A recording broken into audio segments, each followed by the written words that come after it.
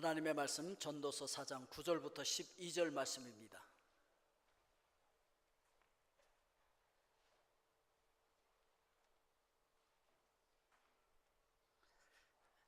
전도서 4장 9절로 12절 말씀 우리 함께 합독하도록 하겠습니다.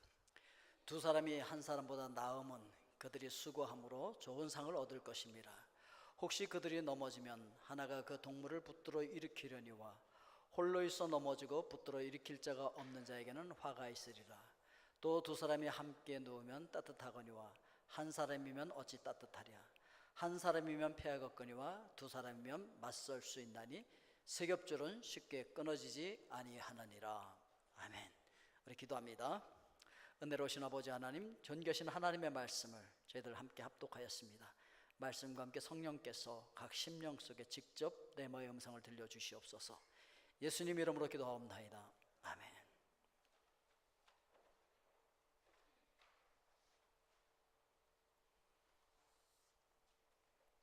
여러분 서로에게 인사합시다. 좋은 상을 얻으실 수 있기를 바랍니다. 예, 다시 파트너 바꿔서 다른 방향으로 좋은 상을 얻으시기 바랍니다.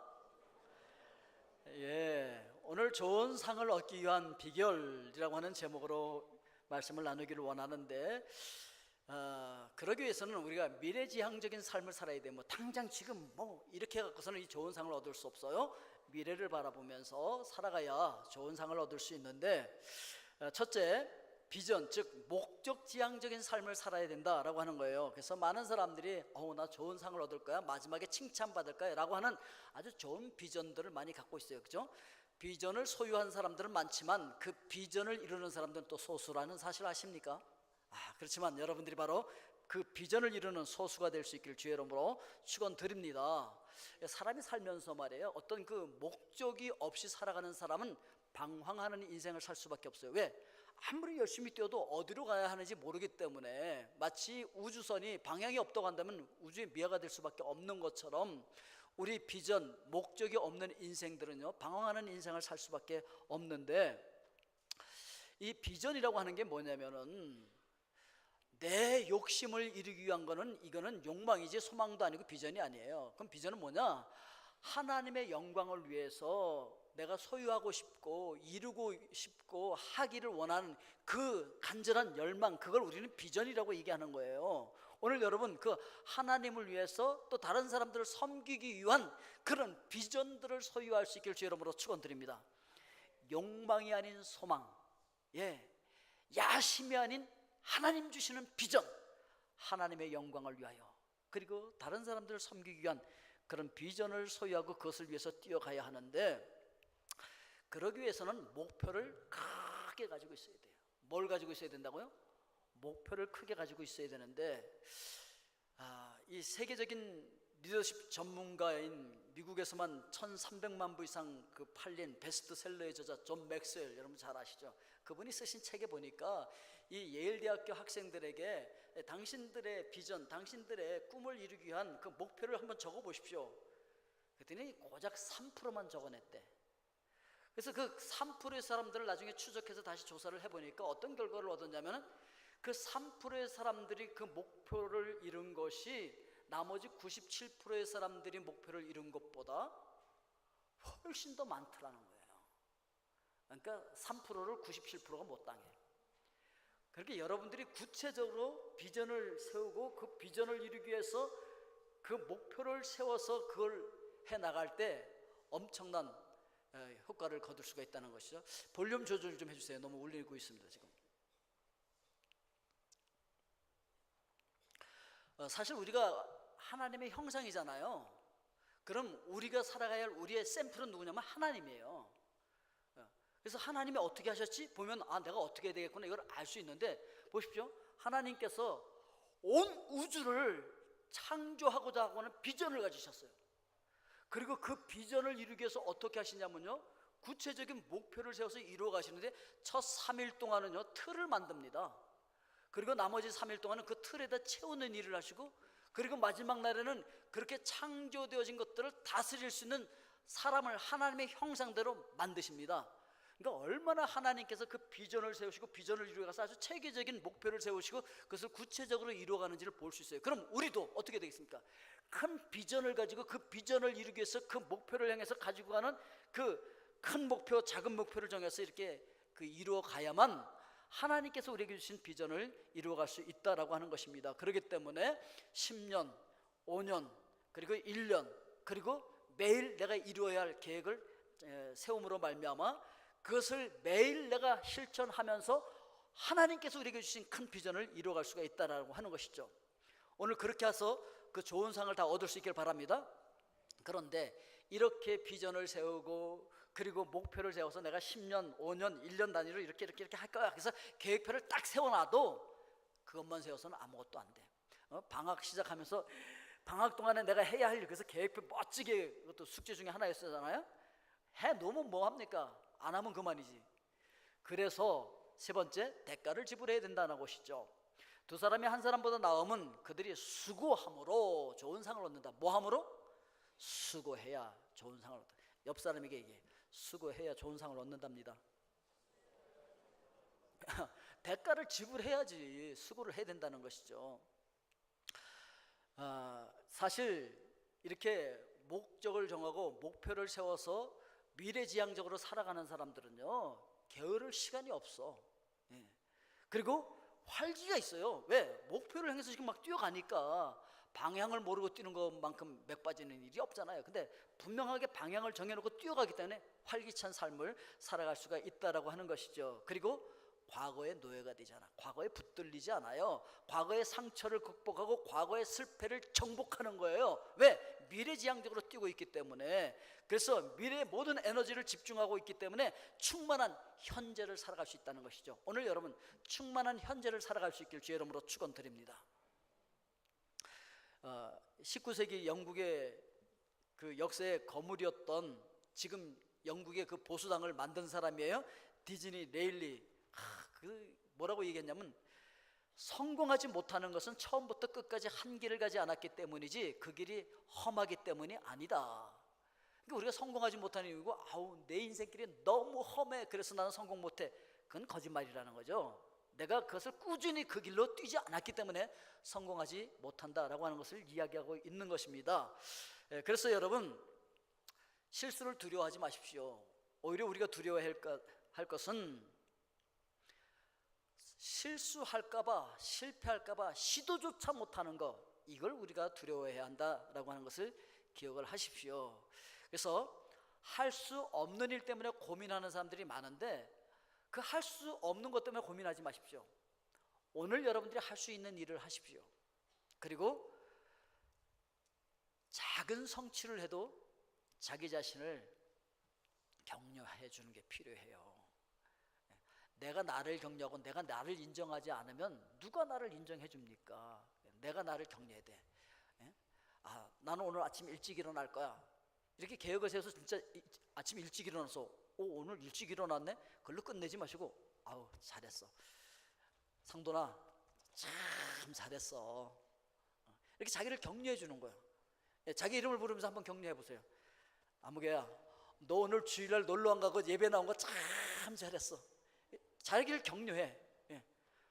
아유 갈 때도 얼마나 많아, 갈 때도. 근데 그래도 이게 예배 드리러 나왔다는 게 얼마나 대견합니까? 자기를 격려해야 돼. 아니 내가 나를 인정하지 않고 내가 나를 격려하지 않는데 누가 나를 격려하고 인정합니까? 그리고 두 번째 대지로 넘어가서 실패를 잘 관리해야 돼요. 비전이 있는 사람들은요, 반드시 실패를 준비해야 돼.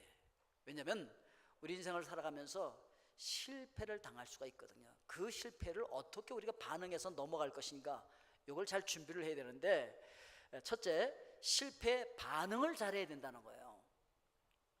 오늘 10절 말씀에도 혹시 그들이 넘어지면 뭐예요? 넘어질 수 있다는 걸 전제하고 있는 거예요. 아무것도 시도하지 않는 사람들은 실패를 경험할 수 없어요. 그런데 높은 산을 올라가는 사람들은요, 반드시 거기 깊은 골짜기도 있는 것처럼 큰 비전을 세우고 가는 사람들은요, 실패의 골짜기를 경험할 수도 있어요. 이번 리우 올림픽 그 주 경기장에서 열린 여자 육상 400m 계주 예선에서 2번 주자 앨리슨 펠릭스가 바통을 떨어뜨리는 실수를 합니다. 아니 400m 뛰는데 바통 떨어뜨리면 끝난 거죠. 그 게임 아웃이에요. 그래서 그냥 어쩔 줄 모르고 3번 주자 잉글리 가드너가 떨어진 바통을 보고 당황해서 있는데, 그때 이 펠릭스가 소리 지릅니다. 주워서 뛰어! 그 소리 지르는 장면이에요 지금.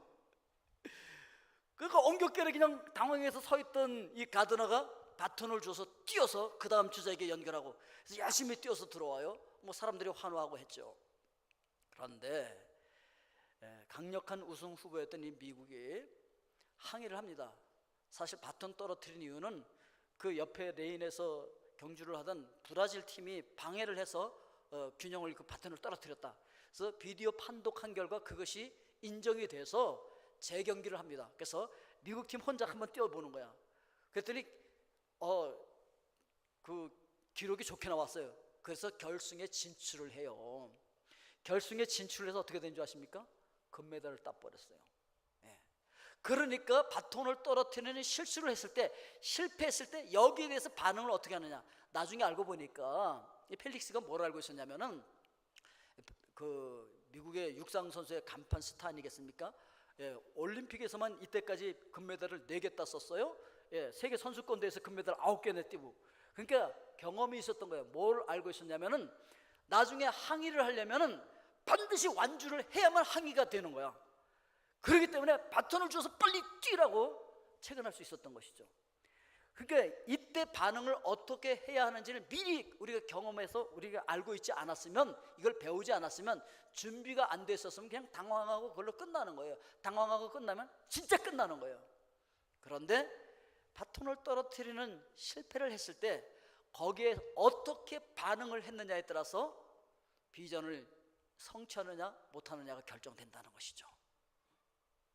오늘 여러분 살다 보면 생각지 않은 실패를 할 때가 있어요. 생각지 않은 실패라는 손님이 찾아올 때도 있어요. 누구든지 그럴 수 있습니다. 그러나 그 실패가 올 수도 있을 때 내가 어떻게 반응하겠다라고 하는 걸 미리 준비한 사람들은 그때 당황하지 않고 올바로 반응함으로 말미암아 다시 재기할 수 있다는 것이죠. 요셉은요, 믿었던 사람들에게 버림을 받는 아픔을 겪습니다. 또 오해를 받아서 감옥에 던져지기도 하고요. 그런데 우리도 생각지 않은 인간관계가 깨어지기도 하고 사업에 실패하기도 하고, 또 이렇게 실패하게 되면 참 마음 아프지요. 또 절망스럽고요. 무엇보다도 내가 그 가지고 있었던 그 원대한 비전, 꿈, 이게 다 물거품이 되는 것 같고, 그래서 너무 마음이 아프죠. 그런데 우리가 기억해야 할 것은, 이때 가장 힘든 싸움은 뭐냐면, 이 실패에 그냥 사로잡혀 있을 것이냐, 아니면 실패를 딛고 다시 일어날 것이냐 하는 내면의 싸움이에요. 이게 더 힘들어요. 참 실패했을 때 이거 딛고 나 다시 일어나야지, 이렇게 결심하는 게 쉽지 않거든요. 그런데 그 실패를 딛고 일어나는 반응이 중요하다는 것이죠. 그리고 두 번째, 그럼 어떻게 반응해야 되느냐? 이 실패는 성공으로 가기 위한 과정이다 라고 반응을 해야 된다는 거예요. 아멘? 옆 사람에게 얘기하세요. 실패는 성공으로 가기 위한 과정이에요. 우리 인생을 살다 보면 형통한 날도 있고 공고한 날도 있게 마련이에요. 그래서 전도서 7장 14절 말씀에 보니까, 우리 같이 한번 읽어볼까요? 형통한 날에는 기뻐하고 곤고한 날에는 되돌아보아라. 이 두 가지를 하나님이 병행하게 하사 사람이 그의 장래일을 능히 헤아려 알지 못하게 하셨느니라. 무조건 다 형통하기만 하겠습니까, 인생이? 공고한 날도 있다는 거지. 실패할 때도 있다는 거예요. 그래서 이 실패를 어떻게 보고 어떻게 관리하느냐 하는 것이 더 중요하다라고 하는 걸 이야기하고 있어요. 하나님께서 사용하신 사람들 보니까요, 그들도 실패했더라고요. 모세도 실패했었고요, 다윗도 실패했었고요, 베드로도 실패했었어요. 근데 중요한 것은 하나님께서는 완벽한 사람보다는 실패를 경험한 사람들을 귀하게 사용하시더라는 것이지. 아멘이십니까 여러분? 완벽하기 때문에 사용하는 것이 아니고 실패를 경험한 사람을 하나님께서 사용하시더라는 거예요. 왜? 실패를 경험하면서 자기 자신을 보게 되거든요. 그래서 내 힘으로 할 수 없다는 걸 보게 되고 하나님을 의지하게 되기 때문에 하나님께서 그들을 들어서 사용하시는 것을 찾아볼 수가 있습니다. 그래서 세 번째, 이 실패에 어떻게 반응해야 되냐면 실패가 걸림돌이 아니라 디딤돌이 되게 해야 된다는 것이죠. 나는 이 실패라고 하는 이 돌뿌리에 걸려서 넘어져서 끝이야, 그러면서 그 돌뿌리를 원망하고 앉아있을 것이 아니라 요시, 내가 이 돌뿌리를 디딤돌 삼아서 다시 뛰리라. 아멘이 나와야지. 이럴 때 내가 나를 걸려서 넘어뜨리게 한 이 돌뿌리를 디딤돌로 딛고 다시 더 높이 뛰어오르리라. 야, 이렇게 반응하는 거예요. 이렇게. 그래서 가장 큰 명예는 한 번도 넘어지지 않는 것이 아니라 넘어질 때마다 다시 일어나는 거예요. 잠언 24장 16절 말씀을 우리 같이 읽겠습니다. 대저 의인은 7번 넘어질지라도 다시 일어나려니와 악인은 재앙으로 말미암아 엎드러지느니라. 그 재앙으로 말미암아 엎드러지는 그 악인 되지 마시고 7번 넘어질지라도 8번 다시 일어나는 의인들이 다 되실 수 있기를 주의 이름으로 축원드립니다. 실패해서 우리는 배워야 되는데 어떤 사람한테 실패해서 또 배우려니까 실패해서 실패를 배워. 그래갖고 그 사람 하는 것마다 실패를 해. 아니 운동선수들도요, 이 지는 습관에 익숙한 사람들은 자꾸 져. 자꾸 지면 이제 감독이 어떻게 하느냐면요, 야 따라와. 그래서 아주 약한 팀하고 한번 붙여봐. 그래서 이기게 만들어. 그래놓고 조금 센 팀하고 또 붙게 만들고.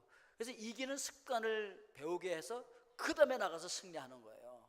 오늘 여러분 실패해서 실패를 배우지 말고 실패해서 성공할 수 있는 비결을 배울 수 있길 주의 이름으로 축원드립니다. 그 실패는 그렇게 하면 안 된다는 걸 배운 거예요. 아멘? 그래서 실패라고 하는 것은 그것이 우리를 이제 스톱해, 이제 그만해 라고 하는 사인이 아니에요. 절대.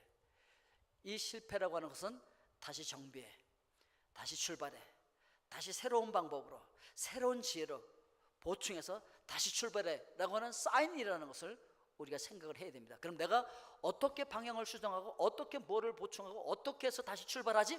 라고 하는 것을 정비하라는 사인이지, 네 인생은 이제 끝났으니까 여기서 스톱해 라고 하는 사인이 절대 아닙니다. 여러분 실패했다고 해서 우리 인생 끝난 것이 아니라는 것을 다시 한번 기억하십시오. 실패를 통해서 더욱 지혜롭고 성숙한 하나님의 사람들이 되실 수 있기를 주님의 이름으로 축원드립니다. 오늘도 솟아오르는 저 태양은 바로 나를 위한 것이다. 아멘.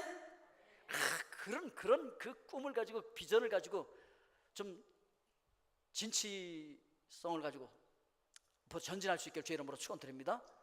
기억하십시오. 최후에 웃는 사람이 최후의 승자가 되는 거예요. 최후에 웃는 사람이 최후의 승자예요. 자, 세 번째 대지입니다. 좋은 동반자가 있어야 좋은 상을 얻을 수 있어요. 뭐가 있어야 된다고요? 옆 사람에게 이야기하십시오. 좋은 동반자가 있어야 합니다. 오늘 10절 말씀을 다시 보면 혹시 그들이 넘어지면 하나가 그 동물을 붙들어 일으키려니와 홀로 있어 넘어지고 붙들어 일으킬 자가 없는 자에게는 화가 있으리라. 비전을 성취하려면 동반자가 있어야 되는데 우리가 하나님의 형상인데요, 하나님이 우리의 샘플이잖아요. 그러니까 하나님 어떻게 일하시냐고 그러니까 하나님도 혼자 일을 안 하시는 거 있지. 하나님도 성부, 성자, 성령 하나님께서 함께 일하셔. 그래서 우리가 우리의 형상을 따라 우리의 모양대로 사람을 만들고 그들로 세상을 다스리게 하자. 성삼일체 하나님께서도 함께 일을 하시네. 더더군다나 그 하나님께서 사람을 선택해서 사람을 불러서 함께 동반자가 돼서 그 일을 성취하게 하시오. 그래서 그 하나님께서 여러분들을 부르신 줄로 믿습니다. 그 하나님이 우리의 샘플이야. 오, 하나님도 홀로 일 안 하시는구나. 하나님도 함께 일하시는구나. 하나님도 동반자가 필요하구나. 하나님께서 나를 동반자로 부르셨구나 라고 하는 것을 여러분 기억하실 수 있길 주의 이름으로 축원드립니다. 그래서 열심히 하다 보면요, 어떨 때 힘들고 괴롭고 고독하고 외롭고, 그래서 가슴에 그 불타오르던 열정이 식어지고 불이 꺼지고, 그래서 이제 냉랭해지고, 그러할 때 누군가가 동반자가 옆에 있어서 그걸 따뜻하게 다시 불을 일으켜주는 그런 동반자가 필요하다는 거지. 싸늘하게 식은 그 가슴에 열정의 불을 지펴줄 동반자가 필요해. 전도서 4장 11절에 보니까 같이 읽겠습니다. 또 두 사람이 함께 누우면 따뜻하거니와 한 사람이면 어찌 따뜻하랴. 예, 이렇게 따뜻하게 대표해 줄 수 있는 사람이 필요해. 그리고 이 좋은 동반자를 만난다는 건요, 날개를 얻는 것과 똑같아요. 호랑이가 날개를 얻어봐요. 이야, 이거 정말 당할 존재가 없는 거죠.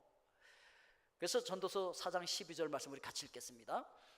한 사람이면 패가 거니와 두 사람이면 맞설 수 있나니 세 겹줄은 쉽게 끊어지지 아니하느니라. 아멘. 혼자 하면 실패해요. 같이 하면 성공할 수 있다는 것이죠. 그러기 위해서 동반자가 필요하기 때문에 그 동반자를 얻기 위해서 우리는 기도해야 돼. 뭘 해야 된다고요? 기도해야 돼. 예수님도요, 이 땅에서 사역하실 때 동반자, 그의 제자들을 얻기 위해서 철야 기도를 하셨어요. 누가복음 6장 12절 13절 우리 같이 읽겠습니다. 이때 예수께서 기도하시러 산으로 가사 밤이 새도록 하나님께 기도하시고 밝음에 그 제자들을 부르사 그 중에서 12를 택하여 사도라 칭하셨으니, 그러니까 예수님 이 땅에서 사역하실 때 동반자를 얻기 위해서 밤새 기도하셨다는 사실 아십니까? 여러분들에게도 동반자가 필요해요. 그래서 여러분 하나님 앞에 기도하십시오. 하나님, 저에게도 좋은 인생의 동반자를 주십시오. 좋은 파트너를 주십시오. 왜냐하면 그 좋은 동반자가 있어야 우리가 승리할 수 있기 때문에 그렇습니다. 좋은 동반자는 하나님을 사랑하는 사람이에요. 하나님 앞에 헌신할 수 있는 사람이에요. 좋은 동반자는 겸손한 사람이에요. 왜냐하면 하나님은 교만한 자를 물리치시고 겸손한 자에게 복을 주시는 하나님이시기 때문에 그렇습니다. 아멘. 겸손한 사람이 내가 부족한 걸 알고, 그래서 하나님께서 도우셔야 된다는 걸 알고, 그래서 나에게 다른 사람들이 함께 이 일을 해야 된다는 걸 인정하거든요. 그래 좋은 동반자가 될 수 있다는 것이죠. 또 좋은 동반자는요, 격려할 줄 아는 사람이에요. 서로 따뜻하게 격려해 줄 수 있는 그런 사람들. 예. 그래서 우리가 실패해서 넘어졌을 때 따뜻하게 격려하고 위로하고 다시 열정을 불러 일으킬 수 있는 그런 격려하는 좋은 동반자가 필요하거든요. 이런 좋은 동반자들은요, 우리가 기도함으로써 얻을 수 있다는 것을 기억하면서, 두 번째, 어떤 사람이 그런 좋은 동반자냐? 작은 일에 충성할 수 있는 성실한 사람이 좋은 동반자예요. 뭐에 충성해야 된다고요? 작은 일에. 뭐 이런 논리를 펴는 분들도 있어요. 아우, 다 자리에 올라가면 그 일 해요. 뭐 이렇게. 물론 맞아요. 자리에 올라가면 그 일을 할 수 있어요. 그런데 성경은 그렇게 얘기 안 해요. 작은 일에 충성하고 성실한 그 사람을 하나님께서 더 큰 일도 맡기고, 거기에 충성할 수 있는 사람이 큰 일도 충성할 수 있다, 이렇게 말하거든요. 그래서 마태복음 25장 21절, 그 주인이 이르되 잘하였도다 착하고 충성된 종아, 내가 적은 일에 충성하였음에 내가 많은 것을 내게 맡기리니 내 주인의 즐거움에 참여할지어다, 이렇게 말씀하고 있거든요. 그래서 우리가 관찰을 해야 되는 것이죠. 그래서 사람은 지내봐야 한다 그러잖아요. 예수님이요, 제자들을 뽑을 때 기도도 하셨지만 뭘 하셨는지 아세요? 관찰하셨어요. 베드로를 부를 때 무조건 베드로 따라와, 그렇게 안 했어요. 베드로가 밤새도록 고기 잡는 걸 관찰하셨어. 야, 포기할 만도 한데 포기도 안 하고 밤새도록 저걸 하고 있네. 예? 아니, 하다가 안 되면 되돌아오면 될 거 아니에요. 그런데 밤새도록 새벽까지 그걸 하고 있어. 한 마리도 못 잡으면서. 됐다. 저 베드로 부르면 사람들 많이 잡겠구만. 포기하지 않겠구만. 베드로 부른 거예요. 야고보와 요한 열심히 그물을 깁고 있는 걸 봤어요. 아이고, 귀찮아서 내일 한다든지, 뭐 귀찮아서 버리고서 새거 갖다 뭐 할 수도 있어요. 이 돈 많은 사람들이었거든요. 그런데 열심히 그물 깁고 있는 걸 보면서 됐다. 저들을 제자로 부르면 제대로 감당하겠다, 관찰하는 거죠. 그래서 우리가 같이 지내면서 잘 관찰해 보면요, 그들의 장단점을 알 수 있고 그들의 기질을 알 수 있고 그들의 은사가 무엇인지를 알 수 있어요. 그래서 이렇게 잘 관찰하라는 것이죠. 그 다음에 또 뭘 하면 되냐면요, 가까이 이렇게 그 주변에 있는 사람들을 보면 돼요. 왜냐하면 사람들은 유유상종이거든요. 유유상종이에요. 이걸 동일무리의 법칙이라고 또 얘기하죠. 동일무리의 법칙. 여기서 우리 아이들이요, 이렇게 그 학교 다니다가 미국으로 학교를 가잖아요. 그 미국으로 학교 가면요, 애들이 그 백인들하고 막 어울리고 흑인들하고 막 잘 어울릴 것 같죠? 아니에요. 그냥 한국 사람들하고 어울려요. 한국 사람들하고 어울리는데 한국 사람이 없잖아요. 그러면은 저쪽에 동남아 쪽에서 온 머리 까만 사람들하고 어울려요. 그거 아세요, 여러분? 할 수 없어요. 동일무리의 법칙이기 때문에. 주변에 누가 모여 있느냐 보면 그 사람이 어떤 사람인지 알아요. 주변에 어떤 친구들이 있느냐 보면 그 사람이 어떤 사람인지 알 수가 있다는 것이죠. 그래서 이 충성된 사람은요, 헌신하는 사람이고, 이 충성의 다른 표현은 성실이거든요. 그래서 우리가 사람을 찾을 때 성실한 사람을 찾아야 돼요. 그 성실한 사람들이 끈기 있게 그 일을 이룰 수 있고, 성실한 사람들이 하나님께서 자기 속에 심어두신 그 비전, 그 DNA를 잘 관리해서 은사를 잘 개발시켜서 유용한 사람이 되거든요. 그래서 이런 사람들을 우리가 동반자로 부를 때 하나님의 놀라운 일들을 이룰 수 있다는 것이죠. 그리고 세 번째, 자신이 먼저 좋은 동반자가 되어야 됩니다. 왜냐하면 내가 탁월한 동반자가 되면 내 주변에 있는 사람도 어떤 사람이 보일까요? 탁월한 동반자가 보이거든. 그러니 탁월한 동반자를 원하면 내가 탁월해야 돼. 내가 좋은 동반자가 돼야 돼. 자, 이제 옆 사람에게 또 이야기합시다. 제가 먼저 좋은 동반자가 되겠습니다. 네. 그 뉴질랜드에 여자 육상 선수 니키 햄블린이라고 하는 육상 선수가 2011년도에 대구 세계 육상 선수권대회 1500m 예선에서 거의 결승점을 앞에 두고 치열한 몸싸움을 하다가 그만 넘어졌어. 그래갖고서 너무 통증에 그냥 일어나지 못하고 있다가 겨우 일어나서 쩔뚝거리면서 결승선을 통과하고 서러움에 폭발해서 눈물을 흘렸다는 거 아니겠습니까? 그랬더니 니키 햄블린이 이번 리우 올림픽 여자 육상 5000m 예선에서 또 넘어졌어.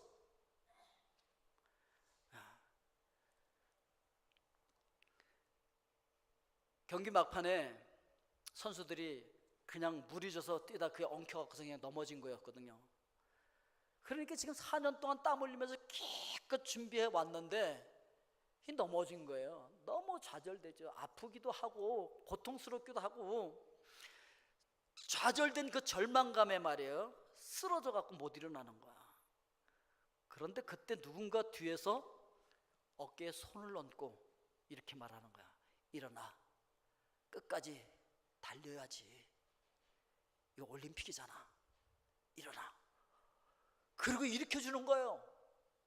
누군가 봤더니 뒤따라오던 미국의 디아고스티노라고 하는 선수도 그 햄블린이 넘어지는데 걸려서 같이 넘어진 거야. 그리고 뒤에서 이렇게 일어나라고 해갖고서 이렇게 하고 같이 뛰는 거야. 그래서 같이 뛰는데 이번에는 디아고스티노가 넘어지면서 다친 그 통증 때문에 그 통증을 호소하면서 다시 넘어져 버렸어. 그러니까 이번에는 햄블린이 손을 잡아서 일으키면서 그가 다시 뛸 수 있도록 하고 기다려주고, 그리고 그냥 같이 뛰어가는데 이 햄블린이 먼저 가는데 빨리 가라고 이 디아고스티노가 뒤에서 소리 지르고, 그리고서 나중에 이 햄블린이 나중에 오는 그 디아고스티노스를 그냥 끌어안고 포옹하면서 찐하게 서로 동반자가 돼서 서로 격려했다는 거 아니겠습니까? 예, 우리 동영상 한번 볼까요?